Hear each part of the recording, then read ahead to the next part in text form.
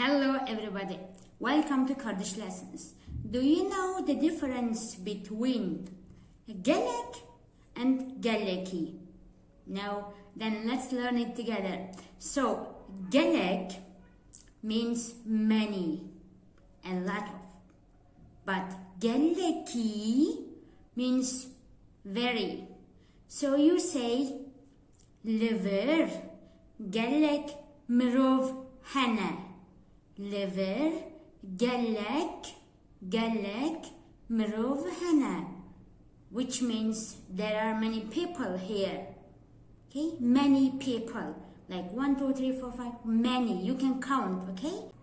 But if you say to GELEKİ hoşiki, it means you are very beautiful. You cannot count GELEKİ, okay? It's like very for adjectives, okay? So you can say Libajaremin GELEK khani hene. Libajaremin GELEK khani hene.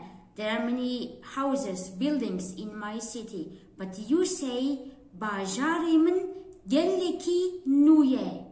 Bajaremin GELEKİ nuye. Okay, GELEK like many, a lot of, but GELEKİ means very, okay, like GELEKİ hoşik, GELEKİ baş, GELEKİ şirin, GELEKİ nu, GELEKİ kevin, okay, with adjectives. And we use GELEK like with numbers, okay, like a number, okay, GELEK mal, many houses, GELEK mirov, many people, GELEK khwandekar, many students. It is the basic meaning, it is the basic difference between GELEK and GELEKİ. I think you got it, it's quite easy. Just think if it is many or if it is very. Many, very, GELEK, GELEKİ, okay? Thank you so much, have a perfect, today is Thursday. Have a perfect Thursday. Bye-bye, paka paka.